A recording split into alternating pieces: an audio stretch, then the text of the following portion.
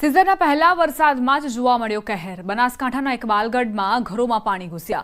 નાડીવાસ વિસ્તારમાં ઘરોમાં પાણી ફરી વળ્યા। નાડીવાસમાં કેળસમાં પાણી ભરાયા। વરસાદી પાણી ઘરોમાં ઘરવખરીને ભારે નુકસાન પહોંચ્યું। રહીશોએ પાણીમાંથી ઘરવખરી બહાર કાઢી। મહિલાઓએ બાળકોના ઘોડિયાને પાણીમાંથી બહાર કાઢ્યા। ઘરવખરી પલળી જતા રહીશોના જીવ તાળવે ચોંટ્યા। ઉપરવાસમાં ભારે વરસાદના પગલે અમીરગઢની કલેડી નદી બે કાંઠે વહેતી થઈ। કલેડી નદીમાં નવા નીર આવતા બનાસ નદીમાં નવા નીર આવી શકે છે। જિલ્લાની જીવાદોરી સમાન છે બનાસ નદી। બનાસકાંઠામાં વરસાદે ભૂક્કા બોલાવી દીધા। જિલ્લાના 2 તાલુકામાં વરસાદનો કહેર યથાવત છે। અમીરગઢ ઇકબાલગઢમાં મોડી રાત્રે ભારે વરસાદ ખાબક્યો। ઇકબાલગઢની એપીએમસીમાં પાણી ભરાઈ ગયા। એપીએમસીમાં ઘૂંટણસમાં પાણી ભરાયા। વેપારીઓ પરેશાન જોવા મળ્યા। ઇકબાલગઢના ઝાંઝરવા, ઢોલિયા, આંબાપાણી, ગોળિયાડેર સહિતના વિસ્તારમાં રાત્રે વરસાદ ખાબક્યો। વેપારીઓ અને રહીશોનો હાઈવે ઓથોરિટી પર આક્ષેપ। હાઈવે ઓથોરિટીની બેદરકારીથી એપીએમસીમાં પાણી ભરાઈ છે। 7 દિવસ પહેલા ખેડૂત મિત્રોને તથા વેપારી મિત્રોને વરસાદથી માલ પડે નહીં તે માટે અગમચેતીના ભાગરૂપે સૂચના આપી દેવામાં આવેલી હતી, જેથી કરીને માર્કેટની અંદર કોઈપણ પ્રકારની જણસી પલળેલ નથી કે કોઈ નુકસાન થયેલ નથી। પરંતુ વરસાદી પાણી, હાઈવે પરનું વરસાદી પાણી અંદર માર્કેટયાર્ડની અંદર આવવાથી પાણીનો ભરાવો થવાથી તેમજ પાણી આગળ વહી શકતું ન હોય, ભરાવો થઈ ગયેલ છે, જેના નિકાલ માટે માર્કેટયાર્ડ દ્વારા સતત પ્રયત્ન કરવામાં આવી રહ્યો છે। બનાસકાંઠાથી સમાચાર। વીજળી પડતા 4 ગાયના મોત નિપજ્યા। પાલનપુરના ગોળા ગામમાં વીજળી પડી ગાયના મોતથી પશુપાલકોને નુકસાન પહોંચ્યું છે। વઢવાણમાં રોડ રસ્તાની પરિસ્થિતિથી લોકો પરેશાન। વઢવાણના 80 ફૂટ રોડ પાસેના વિસ્તારોને હાલાકી। સ્થાનિક રહીશો અને મહિલાઓએ અનોખો વિરોધ કર્યો। પદાધિકારી સહિત અધિકારીઓની માટે અગરબત્તી સળગાવી। વઢવાણના ધારાસભ્ય, જિલ્લા કલેક્ટર અને મનપા કમિશનરની આત્માની શાંતિ માટે અગરબત્તી સળગાવી વિરોધ દર્શાવ્યો। રામ બોલો ભાઈ રામના સૂત્રોચ્ચાર સાથે તંત્રના અધિકારીઓને પ્રાથમિક સુવિધાઓ મુદ્દે આડે હાથ લીધા। વરસાદી તેમજ ગટરના ગંદા પાણી સોસાયટીના મુખ્ય રસ્તા ઉપર ઘરો સુધી ફરી વળતા તંત્રની બેદરકારી સામે નાગરિકોએ રોષ ઠાલવ્યો।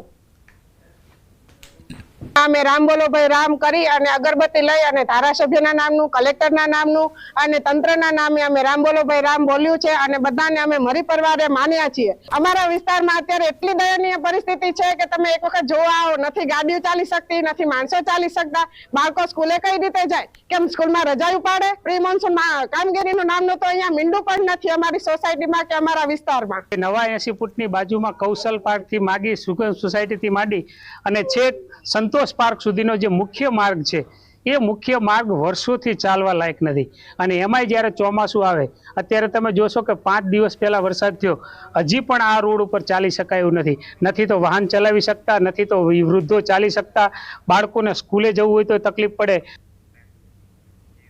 છોટાઉદેપુર મધ્યપ્રદેશ હાઈવે બંધ કરાયો। ભારજ નદીના બ્રિજ પર મસ્ત મોટા ગાબડા પડ્યા છે। બ્રિજમાં તિરાડો પડતા બ્રિજ બંધ કરાયો। વાહન ચાલકોએ 40 કિલોમીટર ફરીને જવાનો વારો આવ્યો। 2 વર્ષ પહેલા આ જ બ્રિજના ટુકડા થયા હતા। છોટાઉદેપુર જિલ્લાના પાવીજેતપુર નજીકથી પસાર થતી જે ભારજ નદી છે તેની ઉપર નેશનલ હાઈવે નંબર 56 નો બ્રિજ આવેલો છે, જે 2 વર્ષ પહેલા ભારે પૂરના કારણે 2 ભાગમાં વેચાઈ ગયો હતો અને જે પિલ્લર જે બેસી ગયો હતો તેના કારણે આ જે રસ્તો જે બંધ કરવામાં આવ્યો હતો। ત્યારબાદ તંત્ર દ્વારા રાહદારીઓને મુશ્કેલી ન પડે તે માટે ડાયવર્ઝનની સુવિધા ઊભી કરવામાં આવી હતી, પરંતુ 2.31 કરોડના ખર્ચે જે ડાયવર્ઝન બનાવવામાં આવ્યું હતું તે પહેલા જ વરસાદમાં ધોવાઈ ગયું હતું।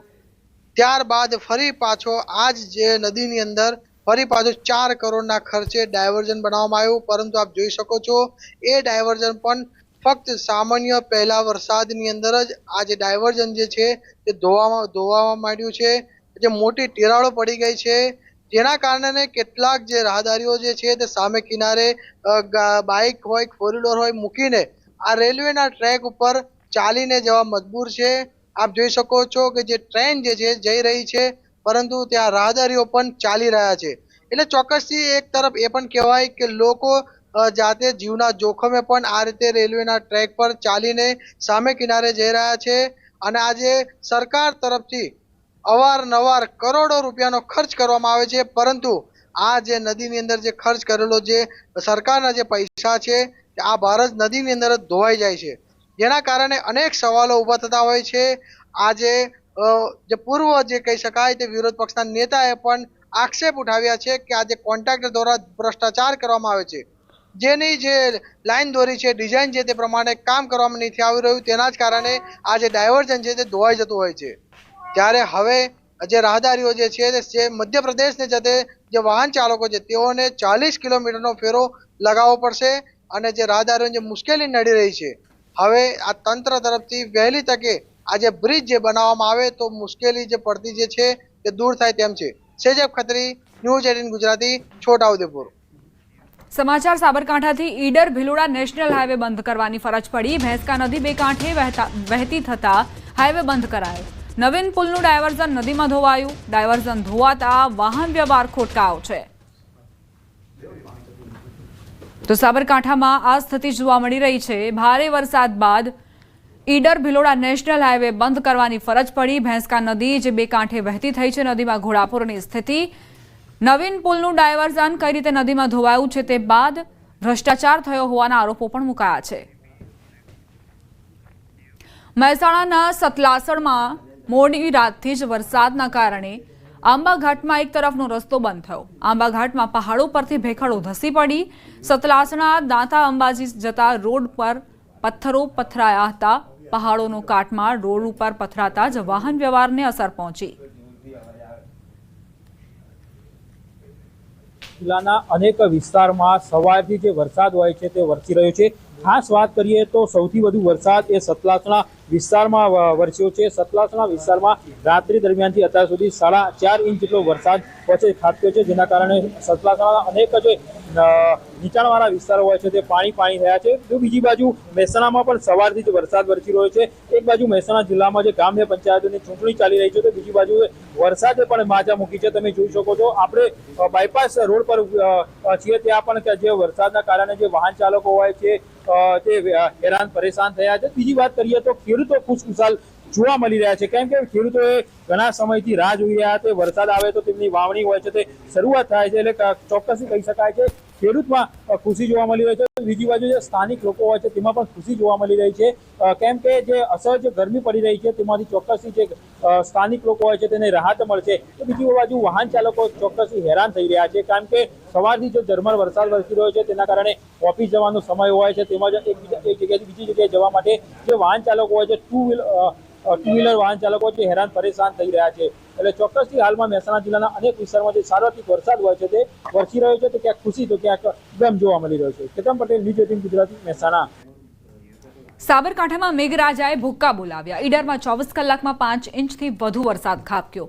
ઈડરમાં રેલવે અંડરબ્રિજમાં પાણી ભરાયા. તેજ પવન સાથે ભારે વરસાદ ખાબક્યો. અંડરબ્રિજમાં પાણી ભરાયા તો આ તરફ વીજપોલ ધરાશાયી થયાના સમાચાર પ્રાપ્ત થયા છે, જેના કારણે વીજ પુરવઠો ખોરવાયો. સાબરકાંઠામાં ગત રાત્રે જે ધોધમાર વરસાદ વરસ્યો, જે વરસાદના કારણે અનેક જગ્યાએ પાણી ભરાવાના બનાવો પણ સામે આવ્યા છે. ખાસ કરીને વાત કરવામાં આવે ખેડબ્રહ્મા હોય, ઈડર હોય, વડાલી હોય, પ્રાંતિજ હોય કે તલોદ હોય, તમામ જગ્યાએ સાર્વત્રિક વરસાદ જોવા મળ્યો હતો. અને જે વરસાદના કારણે અત્યારે હાલ જે ઈડરની વાત કરીએ તો ઈડરમાં 5.5 ઇંચ કરતાં વધુ વરસાદ ખાબક્યો હતો, જેના કારણે જે રેલવે અંડરપાસ છે જેમાં વરસાદી પાણી ભરાયા હતા. જે વરસાદી પાણી ભરાવાને સાઈડમાં જે ડાયવર્ઝન તો આપવામાં આવ્યો છે, પરંતુ જે વરસાદી પાણી ભરાય ત્યારબાદ જે બાજુમાં જે પાણીનો પ્રવાહ વધવાના કારણે જે વીજ પોલ છે તે વીજ પોલ ધરાશાયી થયા હતા અને આસપાસના જે વિસ્તારો છે તે વિસ્તારોમાં વીજ પુરવઠો ખોરવાયો છે.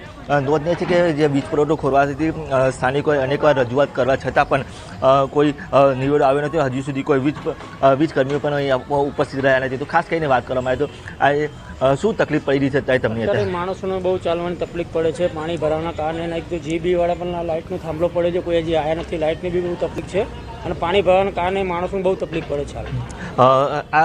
જે અહીંયા વરસાદ પડે છે કેટલી વાર આ રીતે પાણી ભરાવાની સમસ્યાનો સામનો કરવો પડે? લગભગ આ બીજી વાર સમસ્યા કરવું પડી છે. ચોક્કસ કહેતા હાલ જે આજ ફરીથી એકવાર દ્રશ્યો બતાવીશ કે જે વરસાદી પાણી બને છે બીજી વાર આ પ્રકારની પરિસ્થિતિ થઈ, પરંતુ તંત્રનો પેટનું પાણી પણ હાલતું નથી. કહી શકાય કે જે યુજીવીએસના કર્મચારીઓ પણ હજી જે વીજ થાંભલો ગરકાવ થયો છે છતાં પણ અહીં ઘટના સ્થળે કોઈ પહોંચ્યું નથી, જેના કારણે કોઈ મોટી જાનહાનિ થતાં તો હાલ તો અટકી છે, પરંતુ જો વીજ પુરવઠો હાલ બંધ છે તેના કારણે આ જાનહાનિ અટકી શકે છે. નહીં તો જો મોટી જાનહાનિ થાય તો જવાબદાર કોણ, એ પણ એક સ્થાનિકોનો એક સવાલ ઊભો થયો છે. ઈશાન પરમાર, ન્યૂઝ 18 ગુજરાતી, સાબરકાંઠા. સમાચારોમાં આગળ વધીએ. ઝાલોદથી સમાચાર પ્રાપ્ત થઈ રહ્યા છે. મોટી હાંડીમાં ફરીથી